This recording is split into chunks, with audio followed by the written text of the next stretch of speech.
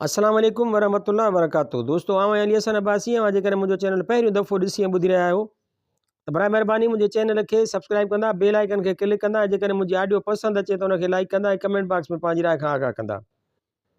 किताब जो नालो आहे रात ते रेल ऐं ऋणपट, फ्लैश कहाणियूं अफ़साना। कहाणीकार ज़ेब सिंधी, छपाईंदड़ सिंधी अदबी बोर्ड जाम शोरो सिंध। छापो पहिरियों फरवरी 2023 ईस्वी। कहाणी आहे कफ़न मोटाए ॾियो। 92 सालनि जो उहो ॿुढड़ो शख़्स पंहिंजे लाइ ॿियो भेरो कफ़न ख़रीद करण लाइ वञी रहियो हो, जंहिं पहिरियों भेरो पंहिंजे लाइ ख़रीद करे रखियल कफ़न बुख मरण खां बचण लाइ वापसि करे छॾियो हो। उन जे ॿुढड़े शख़्स 2 सालनि खां कुझु वधीक अरसो पहिरीं पंहिंजे लाइ कफ़न ख़रीद करे रखियो हो। कुझु महीना अॻु जॾहिं उन जे पोढ़े माण्हूअ वटि खाइण लाइ कुझु बि न हो, तॾहिं हिन साॻिए दुकान ते कफ़न वापसि करे वञी दाल चांवर ऐं अटो ख़रीद कयो।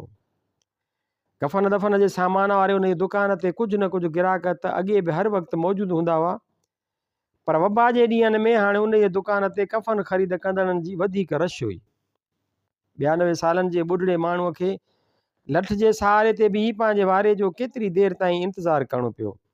जॾहिं संदसि वारो आयो त मास्क पातल दुकानदार पोड़े ॾांहुं ॾिसंदे चयो, जल्दी ॿुधायो साईं, तव्हांखे छा खपे? पोड़ो शख़्स कुझु ॻाल्हाइण खां अॻु में थोरो खंघियो त दुकानदार छिरकी पोइते थी वियो। ॿुढड़े जे पुठियां पंहिंजे वारे जे इंतज़ार में बीठल माण्हुनि में पोड़े शख़्स जे खंघण सबबु परेशानी ऐं बेचैनी पखिड़िजी वई। दुकानदार परे खां ई तकड़ में वरी पुछो, जल्दी ॿुधायो छा खपे? पोड़े शख़्स पंहिंजे कुल्हे तां बोछण लाइ बोछण जी कुंड में ॿधल कुझु नोट कढिया ऐं खंघंदे चयो, मां 2 साल अॻे पंहिंजे लाइ ख़रीद कयल कफ़न कुझु महीना अॻु में मोटाए ॾेई वियो हुउसि। मूंखे उहो कफ़न वापसि घुरिजे। दुकानदार बेज़ारीअ ऐं कावड़ मंझां वराणियो, ख़बर ई नथी पए त तोखे मरणो बि आहे या न आहे मरणो। पोड़े शख़्स वॾा साह खणंदे चयो, सरकार पारां इमदाद में मिलंदड़ रक़म वठण लाइ रश में वञी फाथो हुउसि। चीभाट जी अधु मौत उते ई थी पियो हुउसि। हाणे वरी बुखार सां गॾु साह मुंझण लॻो आहे। 92 सालनि जे ॿुढड़े शख़्स मुठ में पियल नोट काउंटर ते रखंदे पंहिंजी ॻाल्हि जारी रखी। लॻे थो तव्हां इमदादी रक़म मुंहिंजो सिर खणंदी। सरकारी इमदाद जा ई पैसा तव्हां खणो ऐं मूंखे मुंहिंजो कफ़न मोटाए ॾियो।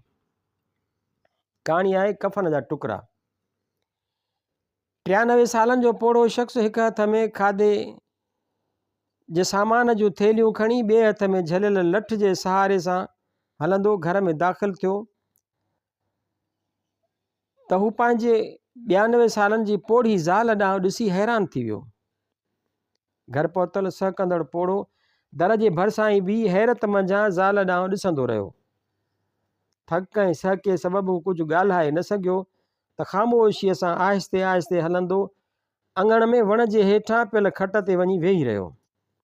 सख़्त गर्मीअ ऐं डिघे पंध करे घर पहुचण सबबु पोड़े शख़्स जा कपिड़ा मुकमिल तौर ते पघर में आला थी विया हुआ। पघिरल जिस्म सां चिंबिड़ल मलमल जे अछे रंग वारी कमीस मंझां संदसि हॾियुनि जी मुठ जहिड़ो ॾुबिरो जिस्म नज़र अची रहियो हो। खट ते वेहण खां पोइ बि संदसि सहको घटि न थियो। वात मां डिघा साह खणण करे हिन जो सीनो हेठि मथे थी रहियो हो ऐं संदसि कंध जूं रॻूं छिकिजी रहियूं हुयूं।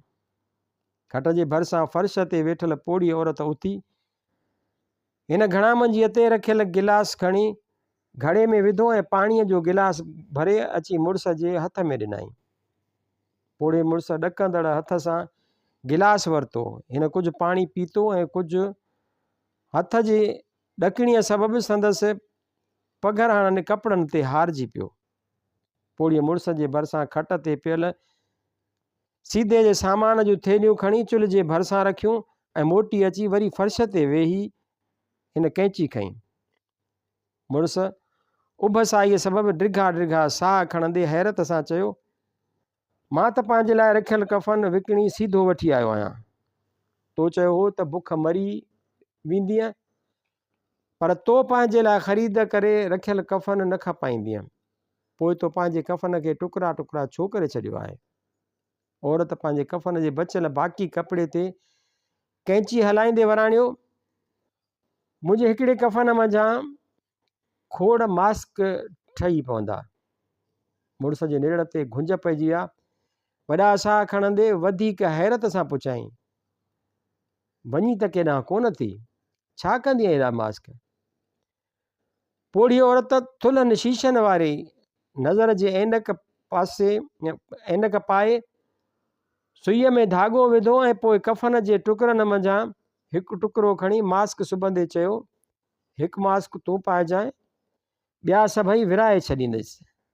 मतां को माण्हू मुंहिंजे कफ़न मंझां ठाहियल मास्क पाइण सबबि वबा में मरण खां बची पवे। पोड़ो शख़्स ज़ाल जी ॻाल्हि ॿुधी सिधो थी खट ते लेटी पियो ऐं संदसि साह जो पखी परवाज़ करे वियो। कहाणी आहे रूह जी उॾाम। आलमी वबा धरतीअ जे सॼे ॻोल्हे ते फैलिजी वई त मुंहिंजे शहर जा बेशुमार माण्हू बि वबा जो शिकार थियण लॻा।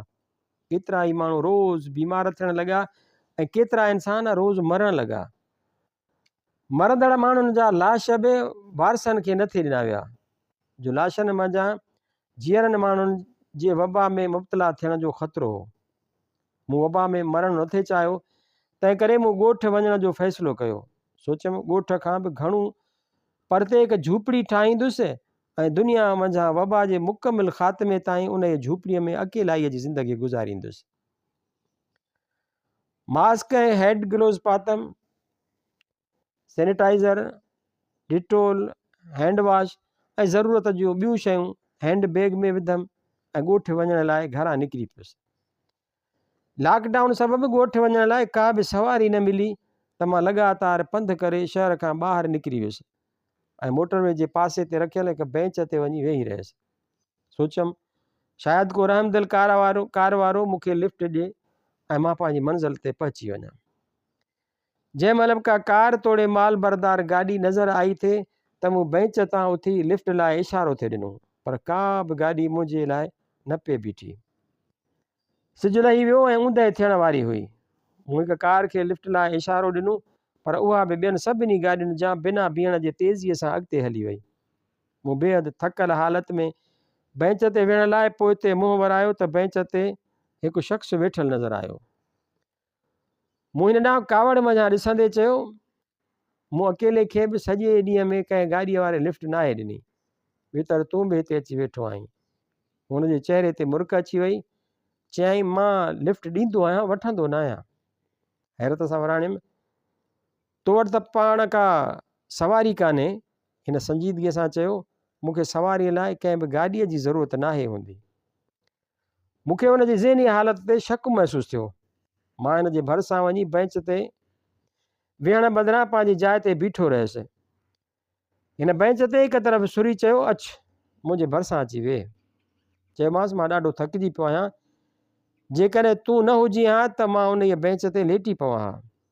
मूं मुर्की उथी बीह रहियो। चयाईं, हा तूं वाक़ई थकिजी पियो आहीं, लेटी पव।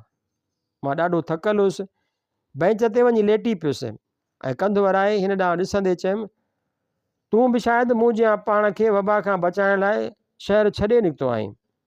हिन मुंहिंजनि अखियुनि में ॾिसंदे चयो, मौत त किथे बि झड़प ॾेई साह कढी सघे थो।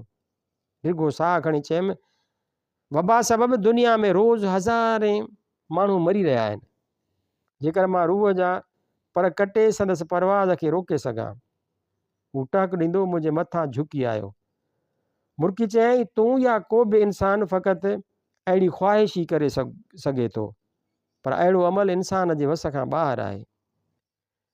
मां हिन जो आवाज़ ॿुधी छिरकी पियुसि, छो त हिन बिल्कुलु मुंहिंजे ई आवाज़ में ॻाल्हायो हो। मां अञा पाण जहिड़े आवाज़ ते हैरान हुउसि त ओचितो हिन जो चहिरो तब्दील थी मुंहिंजे चहिरे जहिड़ो थी वियो। अधु ऊंदाहे माहौल में हिन जे पाण जहिड़े चहिरे ॾांहुं ॾिसंदे ख़ौफ़ सबबि मुंहिंजो जिस्म थधो थियण लॻो।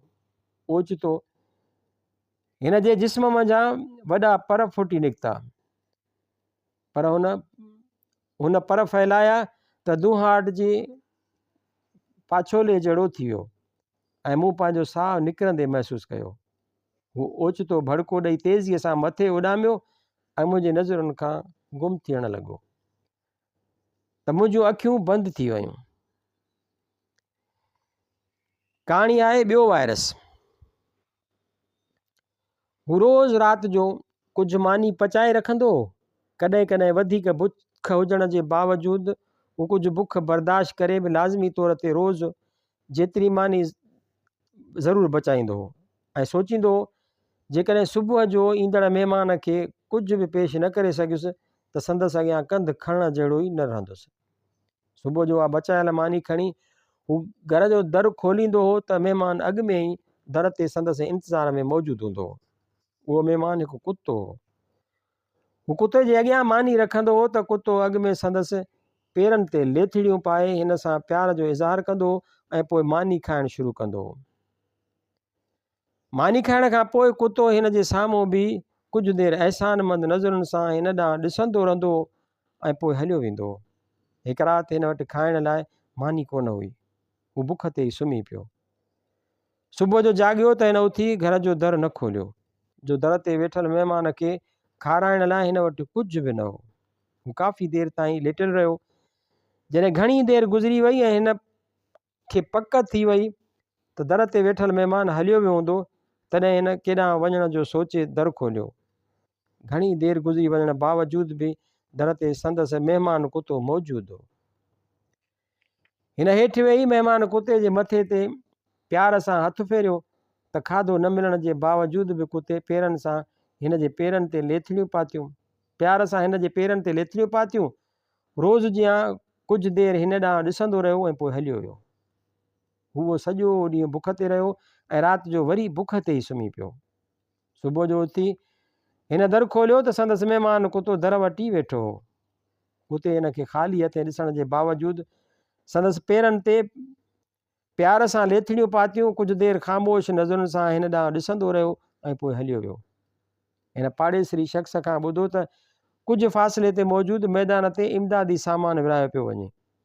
हिन इमदाद ऐं ख़ैरात तौरु मिलंदड़ सामान वठण लाइ सोचियो बि न हो, पर पेट में पवंदड़ बुख जे चकनि सबबि न चाहींदे बि हू मैदान ॾांहुं हलियो वियो।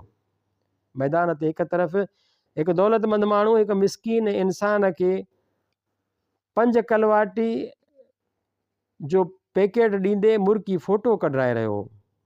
ॿिए तरफ़ 3 अवामी नुमाइंदा मिसकीन ॿार खे हिकु सस्तो साबुण ॾींदे पंहिंजा ॾंद ॾेखारे फ़ोटो कढाए रहिया हुआ। कुझु फ़ासिले ते 5 माण्हू हिकु लाचार सुहिणी नौजवान औरत खे सीधे जी हिकु नंढड़ी थेली ॾेई रहिया हुआ। 5 माण्हुनि जे मुंहं ते मुर्क ऐं संदनि हथ थेलीअ में हुआ। लाचार सुहिणी औरत जो शर्म सबबि कंधु झुकियल हो ऐं हिन पंहिंजे पोतीअ जे पलव खे ॾंदनि में फासाए छॾियो। थेली ॾींदड़नि जे साम्हूं मौजूदु नौजवान फ़ोटो कढियो त थेलीअ में हथ विझी बीठलनि मां हिकु शख़्स रड़ करे चयो, इहो फ़ोटो जल्दी फेसबुक, ट्विटर ऐं इंस्टाग्राम ते पोस्ट कजांइ ऐं पोइ कंहिं ॿिए खे हेॾां छॾिजांइ। कोरोना जी वबा दौरान शोहरत जी वायरस में मुब्तला उन्हनि सभिनी माण्हुनि खां हिन सख़्तु कराहत महसूसु कई। हू पंहिंजी बुख ऐं इज़त नफ़्स सां गॾु ख़ाली हथे वापसि मोटी वियो। हू पंहिंजे घर जे दर ते पहुतो त कुतो संदसि इंतज़ारु करे रहियो हो। कुते जे वात में हिकु प्लास्टिक बैग जो हैंडल हो ऐं बैग में संदसि मुंहुं अॻियां लड़की रहियो हो। हिन हेठि वेही कुते जे वात में झलियल प्लास्टिक बैग वठी खोले ॾिठी, कंहिं गंद जे ढेर तां खयल उन थेलीअ में बचाए फिटी कयल कुझु खाधो मौजूदु हो। हिन प्यार सां कुते जे मथे ते हथु फेरियो त प्यार सां गॾु हिन पंहिंजे दिलि में कुते लाइ इज़त बि महसूसु कई ऐं कुते पारां ॾिनल खाधे जी थेली खणी हू घर में अंदरि हलियो वियो। कहाणी आहे कोविड वार्ड जो बंदि दरवाज़ो। अस्पताल जे कोविड वार्ड ॿाहिरां कोरिडोर में मास्क पातल अधड़ोट उमिरि जी औरत रड़ियूं करे रही हुई, डॉक्टर ख़ुदा जे वास्ते मुंहिंजे पुट खे ॾिसो। औरत जी रड़ शीशे जे ॿिए तरफ़ कोविड वार्ड में मौजूदु डॉक्टर ताईं न पहुची सघी। औरत केतिरा ई भेरा रड़ियूं करे डॉक्टर खे सॾु कंदी रही, पर कंहिं बि हिन ॾांहुं ध्यानु न ॾिनो। औरत वार्ड में अंदरि दाख़िल थियणु चाहियो त वार्ड जे दरवाज़े ते मौजूदु गार्ड औरत खे रोके सख़्तीअ सां चयो, तोखे घणा भेरा चयो अथमि त वार्ड में दाख़िल थियणु मना आहे। औरत हथु जोड़े रोंदे चयो, मुंहिंजो पुटु मरी वेंदो। गार्ड सर्द लहजे में वराणियो, हिन अस्पताल में को बि बेड ख़ाली न आहे, पंहिंजे पुट खे कंहिं ॿी अस्पताल ॾांहुं खणाए वञ। औरत जो आवाज़ु ॾकणु लॻो, कंहिं ॿी अस्पताल में बि बेड ख़ाली न आहे। गार्ड हिकु नज़र स्ट्रेचर ते पियल नौजवान ॾांहुं ॾिसी वराणियो, वरी बि कंहिं ॿी अस्पताल में कोशिशि कर, वक़्तु न विञाए, तुंहिंजे पुट जी हालत ठीकु नथी लॻे। गार्ड जी ॻाल्हि ॿुधी औरत जो साहु सुकी वियो। हिन वापसि स्ट्रेचर वटि वञी पंहिंजे पुट ॾांहुं ॾिठो, जेको साहु खणण में सख़्तु तकलीफ़ महसूसु करे रहियो हो। औरत शीशे जे ॿिए तरफ़ मौजूदु डॉक्टर ॾांहुं ॾिठो। वार्ड में मौजूदु डॉक्टर मरीज़नि खे ॾिसण में मसरूफ़ हो। औरत वार्ड जे शीशे खे धकु हणंदे दहशत मंझां रड़कई, मुंहिंजो पुटु मरे पियो मुंहिंजो बचिड़ो। कॉरिडोर में ईंदड़ वेंदड़ माण्हुनि मंझां कंहिं बि औरत ॾांहुं ध्यानु न ॾिनो। कोविड वार्ड जे गार्ड औरत ऐं स्ट्रेचर ते पियल संदसि पुट जी हालत ॾांहुं ॾिसी कंधु झुकाए छॾियो। औरत शीशे जे ॿिए पासे कोविड वार्ड में मसरूफ़ डॉक्टर ॾांहुं ॾिठो ऐं पोइ कंधु हेठि करे पंहिंजे पुट ॾांहुं ॾिठाई त खेसि लॻो संदसि पुटु साहु न पियो खणे। औरत बेवसीअ मंझां हेॾां होॾां ॾिठो, कोविड वार्ड जे बंदि दरवाज़े ॾांहुं ॾिठाई ऐं पोइ पंहिंजे चहिरे तां मास्क लाहे फिटो कयईं। उहो हिकदमि पंहिंजे पुट जे चहिरे मथां झुकी वई ऐं पंहिंजे पुट जे चपनि मथां रखी खेसि साहु खणाइण जी कोशिशि कंदी रही। कोविड वार्ड मंझां ॿाहिरि निकिरंदड़ हिकु नर्स औरत जे चहिरे खे ॿिन्ही हथनि सां झले मथे करे चयो, ईअं करण सां तुंहिंजो नौजवान पुटु त शायदि बची वञे, पर तूं मरी वेंदीअ, छा पई करें तूं? औरत हिकदमि वराणियो, मां पंहिंजो साहु पंहिंजे पुट जे जिस्म में दाख़िल करणु थी चाहियां, भल मरी वञा मां। उहो चई औरत नर्स जे हथनि मंझां पाण छॾायो ऐं पंहिंजा चप पंहिंजे पुट जे चपनि मथां रखी छॾियईं। कहाणी आहे नज़र न ईंदड़ हाथी। गामू ॾाढो फ़िक्रमंद हो। पुछोमांसि छा ॻाल्हि आहे गामू? चयाईं, ओथी हिंदुस्तान ॾिसी वरितो आहे। चयमि हिंदुस्तान जी झंग झर में त बेशुमार हाथी मौजूदु आहिनि, पर कॾहिं कॾहिं शहरनि में रस्तनि ते बि हाथी हलंदे नज़र ईंदा आहिनि।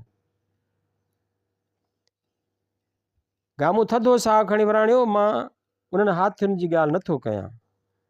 हैरत सां पुछियमि, त पोइ तूं कहिड़े हाथीअ जी ॻाल्हि पियो करीं?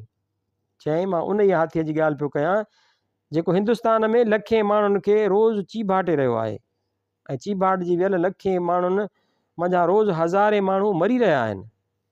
मां गामूअ जी ॻाल्हि ॿुधी सोच में पइजी वियुसि। गामूअ त वधीक फ़िक्रमंदीअ सां चयो, माण्हुनि खे मारींदड़ कंहिं मस्त हाथीअ खे त गोलीअ सां मारे सघिजे थो, पर जेको हाथी नज़र नथो अचे उन जी जॻह इंसानु ॾाढो बेवस ऐं लाचार थी पियो आहे। गामूअ सां गॾु मां बि ॻणतीअ में पइजी वियुसि। गामूअ दूर खिलाउनि में निहारींदे ख़ौफ़ सां चयो, नज़र न ईंदड़ हाथीअ खे सरहदूं न रोके सघंदियूं आहिनि ऐं उहो कंहिं बि वक़्तु असांजे देश में दाख़िल थी सघे थो। कहाणी आहे सवें क़ातिल। कोरोना में मुब्तला पंहिंजे बेहद वेझे फ़नकार दोस्त जे मौत जी फेसबुक ख़बर पढ़ियमि त दिलि बेहद ॾुखारी थी पई ऐं अखियुनि मंझां लुड़क लड़ी पिया। फेसबुक होम ते हर